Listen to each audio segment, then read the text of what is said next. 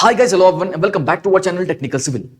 Design of RCC foundations की इस video series में आप सभी का एक बार फिर से मैं तहे दिल से स्वागत करता हूं और आशा करता हूं कि आप और आपके परिवार वाले जहां भी होंगे सेफ और स्वस्थ होंगे।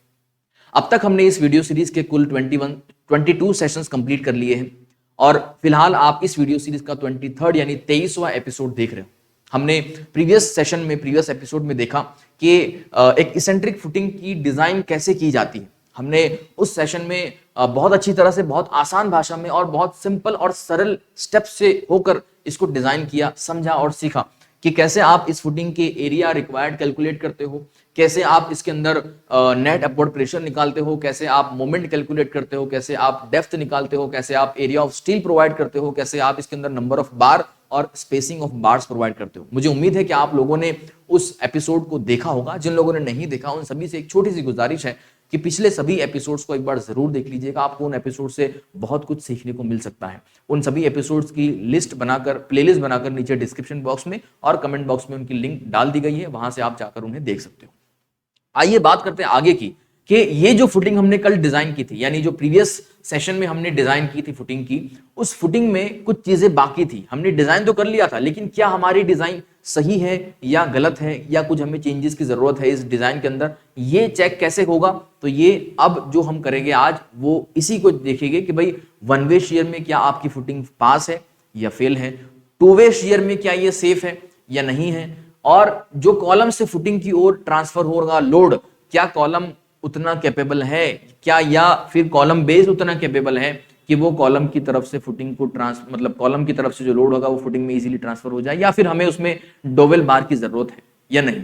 ये आज जो सारी चीजें हैं आज इस सेशन में हम देखेंगे, समझेंगे और जानेंगे बहुत सिंपल और सरल तरीके से। ठीक है, तो आप आखिर तक इस वीडियो में बने रहिएगा। कोई भी डाउट, कोई भी कंफ्यूजन होता है तो नीचे कमेंट बॉक्स के अंदर आप लिखिएगा। चलिए, तो क्योंकि आपने अगर प्रीवियस सेशन देखा होगा तो आपको पता होगा कि हमने इसके अंदर क्या क्या डेटा किस तरह से कैलकुलेट किया था।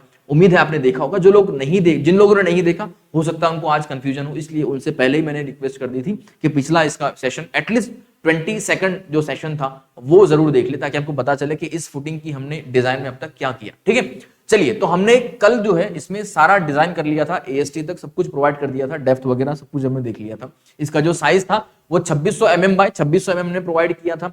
इसकी जो डेप्थ थी वो ओवरऑल 700 mm प्रोवाइड की थी और जो इफेक्टिव डेप्थ आ रही थी वो 626, ये dy है।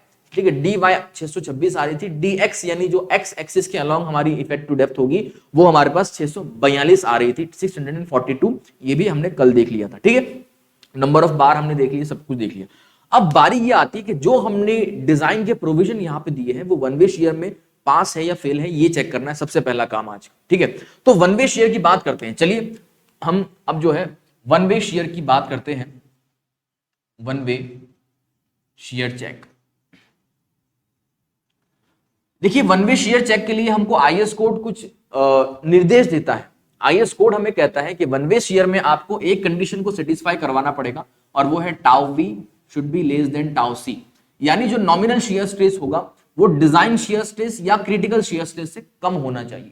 अगर ये कंडीशन सेटिस्फाई हो रही है तो आपकी फुटिंग शेयर में सेफ है, सिंगल शेयर में, और अगर नहीं है तो फिर वो अनसेफ है, तो आपको चेंजेस करने पड़ेंगे। ठीक है, और चेंजेस कहां? तो उसकी एरिया में या उसके डेप्थ में। ठीक है, चलिए, तो अब हम देखेंगे पहले कि भाई टाउ वी क्या होगा और टाउ सी कितना होगा। ये दोनों वैल्यूज को हमें पहले कैलकुलेट निकालना पड़ेगा, तभी पता चलेगा कि ये कौन सा बड़ा है कौन सा छोटा है। ठीक है, तो हम पहले टाउ वी की बात करते हैं। तो आईएस कोड के मुताबिक पहले एक इंपॉर्टेंट चीज ये नोट कर लीजिएगा कि आईएस 456 2000 के मुताबिक हमें जो सिंगल जो क्रिटिकल शेयर होता है, यानी वन वे शेयर जो होता है, वन वे शेयर के लिए जो क्रिटिकल सेक्शन होता है, वन वे शेयर का जो क्रिटिकल सेक्शन होता है वो कॉलम फेस से, ये कॉलम फेस है हमारा, ध्यान से सुनिएगा मैं क्या कह रहा हूं आपको।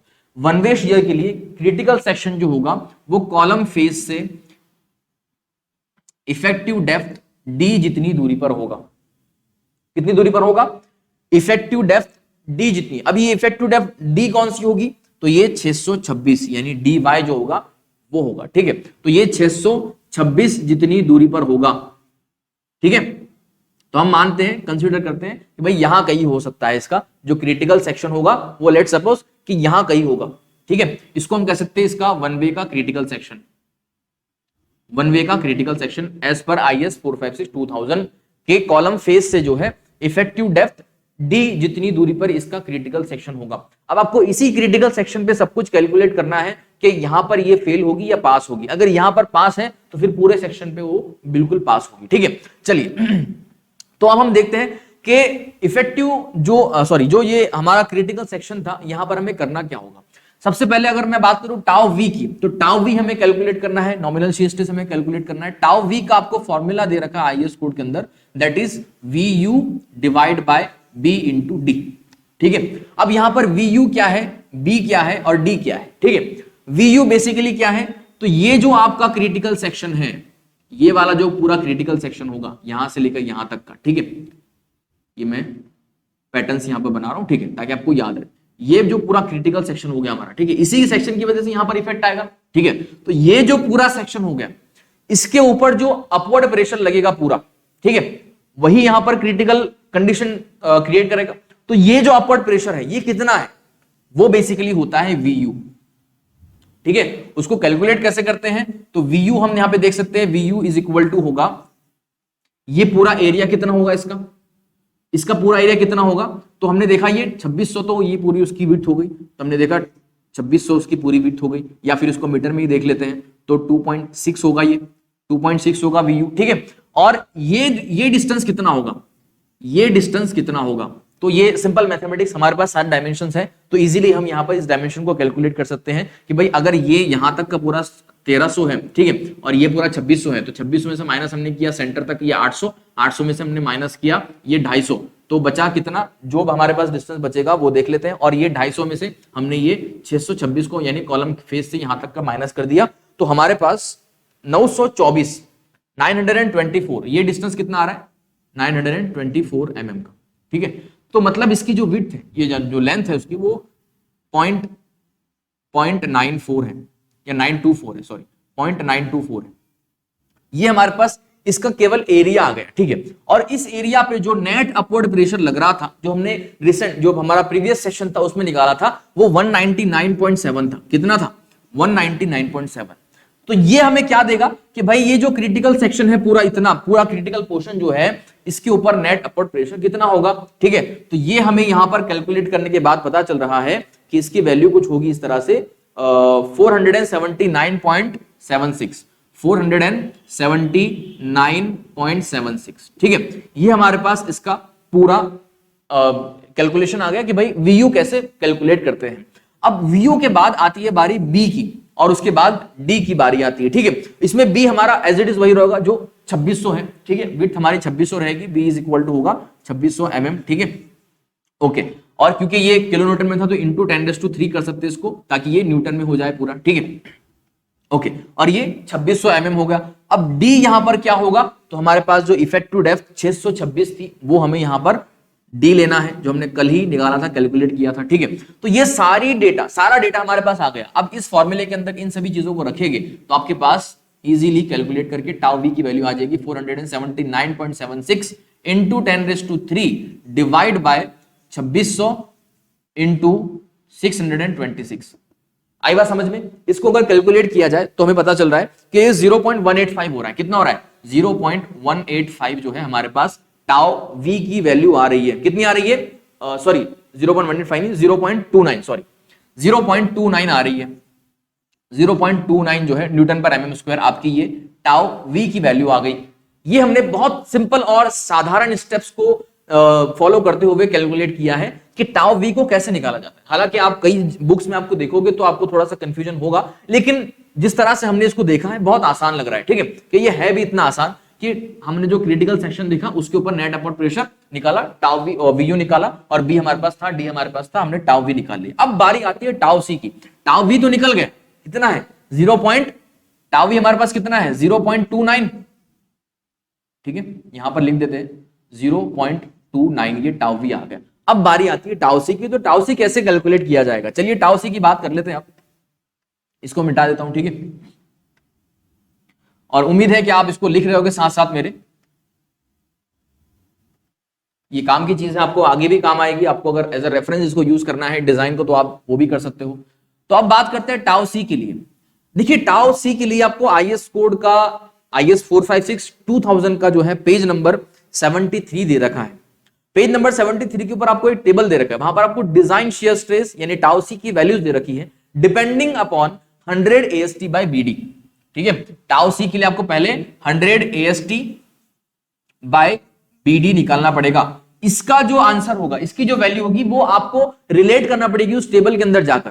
ठीक है, यहां पर आप साइड में देख सकते हो उस टेबल को, उस टेबल के अंदर आपको उस वैल्यू को देखना पड़ेगा, उस वैल्यू से आपको यह पता लगाना पड़ेगा कि टाउ सी की वैल्यू कितनी है। ठीक है, तो अगर मैं 100 AST बाय BD की बात करूं, पहले हम इसको कैलकुलेट करें अगर, तो 100 AST बाय BD कितना होगा, तो 100 इंटू AST प्रोवाइडेड जो हमने प्रीवियस सेशन में किया था वो कितना था, 3015.92, 3015.92। ठीक है, ये हमारे पास कल AST प्रोवाइडेड हमने प्रोवाइड किया। ठीक है, उसके बाद डिवाइड बाय B हमारे पास कितना है, 2600 है, और D हमारे पास 626 है।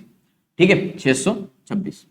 तो ये हमने कैलकुलेट किया। अब इसको अगर कैलकुलेट किया जाए तो और वैल्यू सारी मैंने ऑलरेडी कैलकुलेट इसलिए करके रखी है ताकि हमें ज्यादा इसमें समय बर्बाद करने की जरूरत ना पड़े कैलकुलेट करने में। ठीक है, तो कितना हमारे पास 0.185 ये हमारे पास 100 AST बाय BD का रेशियो आया।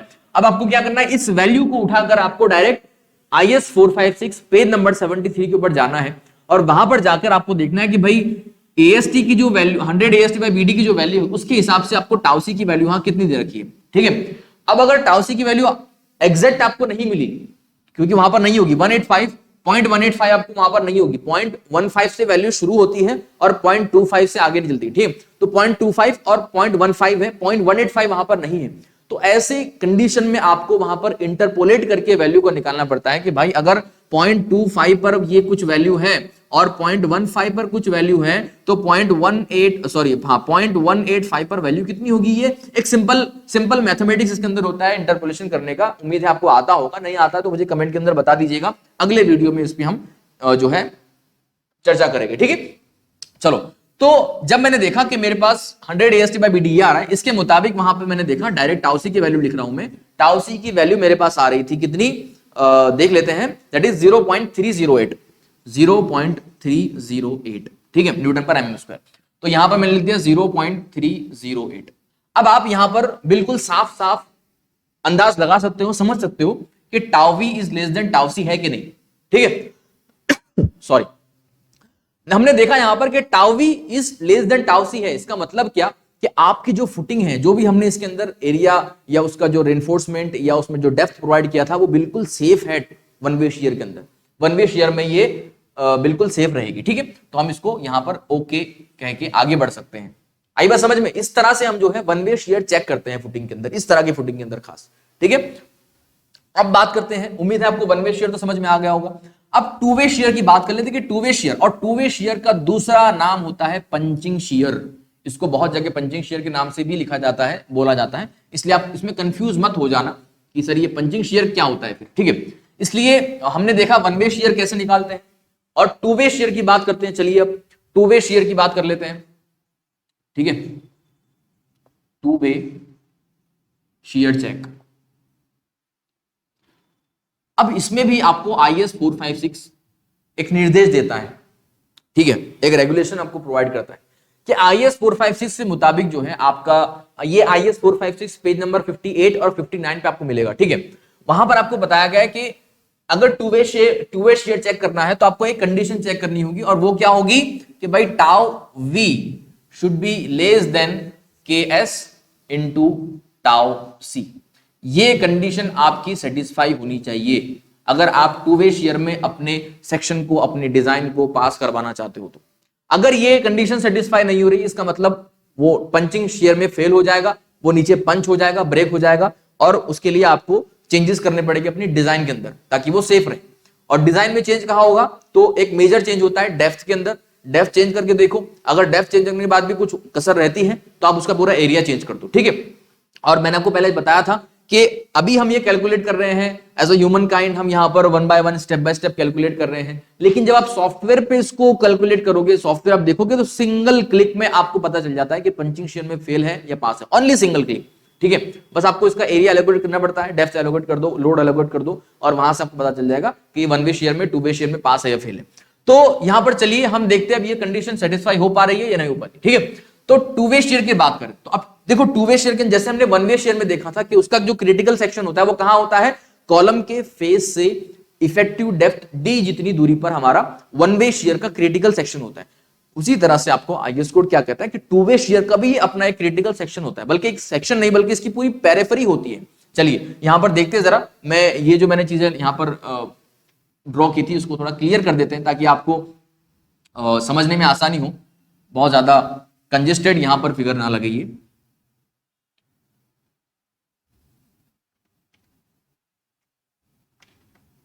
ठीक है, तो आपको आईएस कोड क्या कहता है इस बारे में, आईएस कोड आपको यह कहता है कि ये हमारा सेंटर है, ठीक है, ओके। आईएस कोड कहता है कि टू वे शेयर के लिए जो क्रिटिकल फेस होगा वो पूरी पेरिफेरी होती है, और वो पेरिफेरी का डिस्टेंस कितना होता है, तो कहा भाई कॉलम के फेस से लेकर, ये हमारा कॉलम का फेस है, ये कॉलम का फेस है, ठीक है, कॉलम के फेस से लेकर इसके चारों तरफ जो है ये एक पेरिफेरी पूरी कवर होती है इस तरह से। ये एक पेरिफेरी जो होती है इसको हम क्रिटिकल शेयर की पेरिफेरी, क्रिटिकल पेरिफेरी कह सकते हैं कॉलम की, ठीक है, क्रिटिकल पेरिफेरी होती है फुटिंग की। और ये जो है ये कॉलम के फेस से d/2 इफेक्टिव डेप्थ बाय 2 जितनी दूरी पर होता है कॉलम के चारों तरफ से, ठीक है, यानी ये भी यहां से इफेक्टिव डेप्थ d/2 जितनी दूरी पर होगा। बात समझ आई, ये पहले बेसिक फंडा है इसका। टू वे शेयर चेक करना है तो उसके लिए आपको क्रिटिकल सेक्शन का पता होना बहुत जरूरी है, और वो हमें आईएस कोड कहता है कि कॉलम के फेस से उसके चारों तरफ जो है d/2 डिस्टेंस पर एक पेरिफेरी होती है जिसको हम क्रिटिकल पेरिफेरी कहेंगे, और उसी क्रिटिकल पेरिफेरी पे आपको यह चेक करना होता है कि पंचिंग के अंदर आपकी फुटिंग पास है या फेल है, ठीक है। चलिए तो अब हम ये बात करते हैं कि d/2 डिस्टेंस कितना होगा। अब देखो d/2, क्योंकि ये x एक्सिस में भी पेरिफेरी है, y एक्सिस में भी पेरिफेरी है, हमारे पास dx कितना था, dx हमने कल ही देखा था 642 था, और dy हमने देखा था 626 था। अब इनमें से कौन सी हम डेप्थ को लेंगे, d/2 कौन सा लेंगे हम यहां पर, ये वाला लेंगे ये वाला। तो जब ऐसी चुनावी घड़ी होती है तो हमें क्या करना पड़ता है, दोनों का एवरेज ले लेना होता है आसान बनाने के लिए, ठीक है। हमने क्या किया, d एवरेज निकाला फिर, और d एवरेज कितना होगा, तो ये इन दोनों का एवरेज होगा, ठीक है। इन दोनों का एवरेज अगर देखा जाए, d एवरेज की अगर वैल्यू देखी जाए तो ये 317 होगी, कितनी होगी, सॉरी 634 होगी, 634 होगी, this plus this divide by 2, 634 ये d एवरेज हो गया, और d एवरेज बाय 2 कितना होगा फिर 317 होगा। इसका मतलब क्या कि ये 317 mm की दूरी और ये भी 317 mm की दूरी, मतलब यहां से 317 और यहां से 317। आई बात समझ में, मतलब ये पूरी एक पेरिफेरी बन गई इसके चारों तरफ से, कॉलम के चार फेस की तरफ से, ठीक है। तो ये हमारे पास हमने देखा क्रिटिकल एक जोन जो था वो डिफाइन हो गया, कितनी दूरी पर है कॉलम से वो हमें पता चल गया।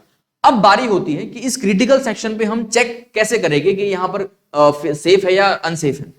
तो इसके लिए हमें टाउ सी निकालना पड़ेगा, ठीक है, सॉरी टाउ वी निकालना पड़ेगा। देखो टाउ वी जो है पहले कैसे निकालेंगे, तो फॉर्मूला वही सेम रहेगा हमारे पास, VU अपॉन BD जो हमने सिंगल शेयर में किया था, वन वे शेयर में किया था, लेकिन यहां VU को कैलकुलेट करने का अंदाज थोड़ा बदल जाएगा क्योंकि यहां पर एरिया पूरा बदल गया, ठीक है ना।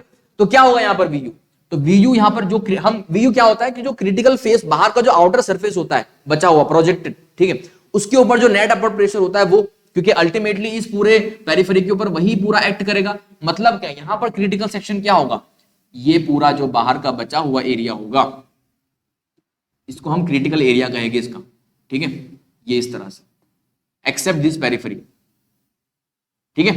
इस पेरिफेरी को छोड़कर बाहर का जो पूरा एरिया होगा उसी के असर की वजह से अंदर यहां पर क्रिटिकल कंडीशन क्रिएट होगी, राइट। तो ये जो क्रिटिकल फेस है बाहर का पूरा, इस पे कितना लोड होगा सॉइल का या प्रेशर होगा, अपवर्ड प्रेशर होगा, वो देखना पड़ेगा हमें, ठीक है। वो पता चल गया, तो वो कैसे पता चलेगा हमें, चलिए तो उसको पता लगाने के लिए हमें पता लगाना पड़ेगा कि भाई बाहर का एरिया कितना है, तो मैंने कहा 2.6 का स्क्वायर, ये पूरा जो एरिया है कितना है, ये 2.6 का स्क्वायर, ठीक है। माइनस मैंने क्या करना है, ये जो मेरी पेरिफेरी है इसका एरिया माइनस करना है, और ये एरिया माइनस कैसे करूंगा मैं, तो इसके लिए मुझे ये पता होना चाहिए और ये पता होना चाहिए, ठीक है। तो ये कितना होगा, अगर मैं इसको देखूं तो 317 ये, 317 ये, और ये 500 का कॉलम है, ठीक है। इसी तरह से होगा, तो ये 1134 हो रहा है हमारे पास, अगर इसको हम समअप करें तो बिल्कुल सही। कितना हो रहा है, 1134, और क्योंकि कॉलम स्क्वायर है तो यहां से भी 1134 ही होगा, ठीक है, क्योंकि ये 317 यहां से, 317 यहां से, और ये बीच में 500 का कॉलम, तो ये 1134 यहां से भी होगा। इसका मतलब क्या कि 1134 बाय 1134, अगर हम इसको मीटर में कन्वर्ट करें तो 1.134 का स्क्वायर, ये मुझे अंदर का एरिया मिला, सॉरी ये मुझे बाहर का एरिया मिला। मैंने क्या किया, बाहर के पूरे एरिया में से, मतलब इस पूरे एरिया में से हमने इस टुकड़े को बाहर माइनस कर दिया, बस समझ में आ रही बात, सिंपल है। इस पूरे एरिया में से हमने इस टुकड़े को बाहर माइनस कर दिया, दैट्स ऑल।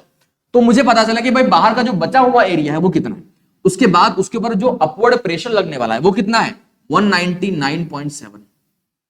आई बात समझ में, सिंपल था, सरल था, कंफ्यूज होने की जरूरत नहीं है, ठीक है। तो हमने Vu यहां पर कैलकुलेट किया, कितना आ रहा है, अगर मैं Vu की वैल्यू आपको बताऊं यहां पर, तो वो आ रही है 1093.16, ठीक है, 1093.16, ठीक है। ये हमारे पास Vu की वैल्यू आ गई, ओके, ये हमारे पास Vu की वैल्यू आ गई, क्योंकि अभी किलोमीटर में है, ठीक है। अब हमें जरूरत है बी और डी की। अब आप क्या करोगे, जो हमने वन वे शेयर में बी और डी लिया था वो यहां पर एज इट इज रख दोगे, लेकिन यहां ऐसा नहीं करना है, ठीक है। चलिए यहां पर देखते हैं क्या करना है हमें। देखो बी यहां पर कितना होगा, तो कहा भाई ये जो बेयरिंग विड्थ है इसकी, ये जो बेयरिंग लेंथ होगी पूरी इसकी, इसको हम बी कहेंगे। This is the length which is about to bear the critical effect of the section, outer section, ठीक है। तो वो कितनी होगी, वो पता लगाने के लिए हम ये कह सकते हैं कि भाई एक जो ये पूरा इसका विंग है ये कितना है, 1134 का, तो ऐसे 4 विंग है ना, 1 2 3 4 है, तो हम कह सकते हैं कि B is equal to 4 into 1134। अगर इसको कैलकुलेट करें तो कितना आ रहा है ये, 4536, 4536 mm। समझ आई बात, हमने B कैसे निकाला, यहां पर ये होता है B हमारे पास, ठीक है। और D क्या होगा, तो D मैंने आपको बताया कि D एवरेज होगा, D हमारे पास, सॉरी ये एवरेज होगा, D एवरेज होगा, तो 634 हम यहां पर D ले गए, बात याद रखिएगा, ठीक है। तो 634 हमारे पास D होगा, 634 D होगा, D आ गया, B आ गया, Vu हमारे पास आ गया, ठीक है। तो अब बचा क्या, कुछ नहीं, बस कैलकुलेट करना है टाउ V को। चलिए तो टाउ V को कैलकुलेट करते हैं, यहीं पर कैलकुलेट कर लेते हैं, अगर दिखाई दे रहा आपको तो tau V is equal to हो रहा है यहां पर Vu कितना है, 1093.16 इंटू 10⁻³ इसलिए किया क्योंकि इसको न्यूटन में कन्वर्ट करना था हमें, डिवाइड बाय मैंने B किया कितना, 4536 इंटू D मैंने कितना किया यहां पर 634, जो कि हमारा एवरेज आ रहा था। अगर इसको कैलकुलेट किया जाए तो यहां पर टाउ V की वैल्यू आ रही है 0.38 न्यूटन पर mm²। ध्यान रखिएगा कितनी आ रही है, 0.38 न्यूटन पर mm²। ये हमारी टाउ V की वैल्यू आ गई है। चलिए यहां पर देख लेते हैं, यहां पर इसकी वैल्यू रख देते हैं 0.38, ठीक है। अब बारी आती है, ये तो मुझे उम्मीद है कि आपको समझ में आ गया होगा कि हमने टाउ V कैसे निकाला in case of two way share, ठीक है। कोई कंफ्यूजन नहीं होना चाहिए, अगर होता है तो मुझे कमेंट करके बताइएगा, हम कोशिश करेंगे आपके कमेंट को रिप्लाई करने की, ठीक है। चलिए तो अब हमने देखा कि भाई टाउ V हमारे पास आ गया। अब बात करते हैं KS इंटू टाउ C के लिए। तो ये तो बड़े सिंपल और साधारण टर्म्स है दोनों भी, आपको IS 456 2000 पेज नंबर 59 के ऊपर ही दे रखा है कि KS इंटू टाउ, KS क्या होगा इसके अंदर, तो KS is nothing but 0.5C plus beta C। अब सवाल ये होता है कि बीटा C क्या होगा, तो beta C is nothing but it is the ratio, beta C is ratio the shorter side of the column divide by longer side of the column, मतलब कॉलम का शॉर्टर साइड उसका longer divide by longer side का ratio. अब क्योंकि हमारा square column है, हमारे पास 500 bye 500 का कॉलम है, तो ये रेशियो तो 1 ही होगा, ठीक है। इसलिए इसकी वैल्यू यहां पर कह सकते हैं हम 0.5 प्लस 1, मतलब ये 1.5 हो रही है। लेकिन आइए आपको क्या कहता है कि जब इसकी वैल्यू 1 से एक्सीड करे, अगर 1 से ज्यादा हो रही है ना, तो आपको KS की वैल्यू क्या लेनी है, 1 ही लेनी है फिर। और क्योंकि हमारे केस में 1.5 यानी 1 से एक्सीड कर गई वैल्यू, तो 1 लिया हमने। लेकिन मान लो यहीं पर अगर ये वैल्यू 0.5 होती या 0.75 होती, तो क्या करते हैं हम 0.75 लेते, तब हम 1 नहीं लेते, ठीक है। तो 1 से ज्यादा है तो 1 लेनी है, ठीक है। तो हमने क्या किया, 1 यहां पर लिया वैल्यू को। ओके, KS1 आ गया। अब इसमें टाउ सी की क्या वैल्यू होगी, तो टाउ सी कैलकुलेट करने के लिए अब हमें कोई आईएस कोड की जरूरत नहीं पड़ेगी। टाउ सी का फॉर्मूला आपको वही पेज नंबर 59 के ऊपर दे रखा है, that is 0.25 into under root F C K, ये आपको टाउ सी निकालेगा। तो टाउ सी में यहां पर हमें 0.25 into under root F C K, यानी हमारे पास M20 ग्रेड का कंक्रीट है तो यहां पर एफ सी के 20 होगा। इसको अगर कैलकुलेट किया है तो 1.12 होगा। ये कितना होगा, 1.12। अब हमने देखा टाउ सी यहां पर आ गया, ठीक है। अब इसको अगर कैलकुलेट किया है तो KS इंटू टाउ सी कितना होगा, KS इंटू टाउ सी कितना होगा, ये 1.12 इंटू 1 मतलब ये 1.12 ही होगा। अब देखिए इस रिलेशन को, क्या ये सही हो रहा है, क्या टाउ वी आपका KS इंटू टाउ सी से कम है, तो बोले हाँ बिल्कुल कम है, 0.38 है ये और ये 1.12 है। इसका मतलब ये भी ओके है, ये भी टू वे शेयर या पंचिंग शेयर में बिल्कुल सेफ है। यहां तक मुझे उम्मीद है कि आपको वन वे शेयर और टू वे शेयर में कैसे चेक करते हैं फुटिंग को वो समझ में आ गया होगा, सिंपल और सरल भाषा में, सरल तरीके से, ठीक है। ओके, इसको मैं मिटा देता हूं। ये हमने वन वे शेयर देख लिया, टू वे शेयर देख लिया। अब आखिरी जो हमारा एक चेक होता है, बहुत लोग इसको स्किप कर देते हैं और बहुत लोग जो मिनिमम डबल बार की प्रोविजन होता है वही प्रोवाइड कर देते हैं। बट मैं आपको कहूंगा कि as an engineer we need to calculate that कि वहां पर डबल बार की जरूरत है भी या नहीं, और अगर है तो क्या हम रिक्वायर्ड हिसाब से प्रोवाइड कर रहे हैं या फिर कुछ ज्यादा या कम कर रहे हैं, ठीक है। तो वो कैसे निकालेंगे हम लोग, तो देखिए बेसिकली मान लो ये हमारे पास, मान लो कि यहां पर जो है आपका ये इस तरह से कॉलम है, ठीक है। लेट सपोज ये आपका कॉलम है। अब इस कॉलम के अंदर यहां से जो लोड आने वाला है, ठीक है, ये जो पोर्शन है, क्या ये पोर्शन इतना स्ट्रांग है कि ये लोड को नीचे डिस्ट्रीब्यूट कर पाए, यही हम इसमें चेक करते हैं। अगर ये इतना स्ट्रांग नहीं है तो यहां पर हम डोवेल बार को प्रोवाइड करते हैं, ठीक है, ताकि वो इजीली वहां पर लोड ट्रांसफर करने में मदद कर सके, ठीक है। चलो, तो पहले हमें ये चेक करना होगा, स्टेप का नाम यहां पे लिख देते हैं, transfer of load from column to footing, ठीक है। तो पहले हमें यह चेक करना पड़ेगा कि ये सेफली ट्रांसफर हो रहा है, इसकी कैपेसिटी है या नहीं है। अगर कैपेसिटी है तो फिर ठीक है, अगर नहीं है तो डोवेल बार प्रोवाइड करना पड़ेगा। चलिए, तो चेक कैसे करना है, तो देखिए हम ये कह सकते हैं कि भाई परमिसिबल या अलाउएबल लोड, या परमिसिबल लोड, जो भी आपको लिखना है, permissible load capacity eight base of column या कॉलम बेस। कॉलम बेस यानी कौन सा कॉलम बेस, ये वाला हिस्सा, यहां पर हम इसकी बात कर रहे हैं, ठीक है। क्या वो इतनी कैपेबल है, मतलब उसकी कैपेसिटी कितनी है लोड ट्रांसफर करने की, पहले ये देख लेते हैं, ठीक है। तो ये आपको कैसे चेक करना पड़ेगा, तो 0.45 इंटू एफ सी के into area of column, this will give you the capacity of the column base, कि वो कितना लोड नीचे ट्रांसफर कर सकता है। तो 0.45 एफ सी के हमारे पास कितना है, 20 है, और एरिया ऑफ कॉलम कितना होगा, तो 500 mm बाय 500 mm होगा, ठीक है, 500 बाय 500 mm होगा। और क्योंकि ये पूरा न्यूटन में, हमें किलो न्यूटन में पड़ेगा, क्योंकि कॉलम लोड कितना आ रहा है, कॉलम लोड किलो न्यूटन में है 900। मैं आपको बताता हूं आगे कॉलम लोड जो है हमारे पास, चलिए अच्छा मैं बाद में लिखता हूं, चलो उसको, ठीक है। तो हमारे पास अभी देख लो कि ये पूरा न्यूटन में है, इसको किलो न्यूटन में कन्वर्ट करने के लिए -3 से मैं कन्वर्ट कर देता हूं, ठीक है। अगर इसको कैलकुलेट किया जाए तो आपके पास ये 2250 आएगा, कितना आएगा, 2250 किलो न्यूटन। अब देखिए हमने ये देखा कि ये जो कॉलम बेस है इसकी कैपेसिटी कितनी है, 2250, यानी अगर आपका कॉलम से 2250 तक का लोड आ रहा है तो वो इजीली उसमें ट्रांसफर कर लेगा विदाउट एनी फेलियर, ठीक है। इतनी कंक्रीट की और उसकी अपनी क्षमता है कि वो इजीली उसको पास करने में मदद करेगा। लेकिन अगर इससे बढ़ जाता है तो फिर नहीं होगा, तो फिर आपको एडिशनल बार्स वहां पे प्रोवाइड करने पड़ेगी। लेकिन हमें ये तो पता करना पड़ेगा ना कि ऊपर से आ कितना रहा है लोड, एक्चुअल ऊपर से लोड कितना आ रहा है। हमने ये तो देख लिया कि उसकी कैपेसिटी कितनी है, तो भाई 2250 की कैपेसिटी है, ऊपर से आ कितना रहा है, तो कॉलम लोड है। और कॉलम लोड हमने कल प्रीवियस सेशन में देखा था कि कॉलम लोड कितना था, 900 किलो न्यूटन का, यानी 900 किलो न्यूटन का लोड आ रहा है और कैपेसिटी उसकी कितनी है, 2250 की है। इसका मतलब कैपेसिटी तो उससे कई ज्यादा है, जितना आ रहा है उससे कई ज्यादा उसकी कैपेसिटी है। इसका मतलब क्या है कि यहां पर एडिशनल डोवेल बार प्रोवाइड करने की रिक्वायरमेंट या जरूरत नहीं है, कोई आवश्यकता नहीं है।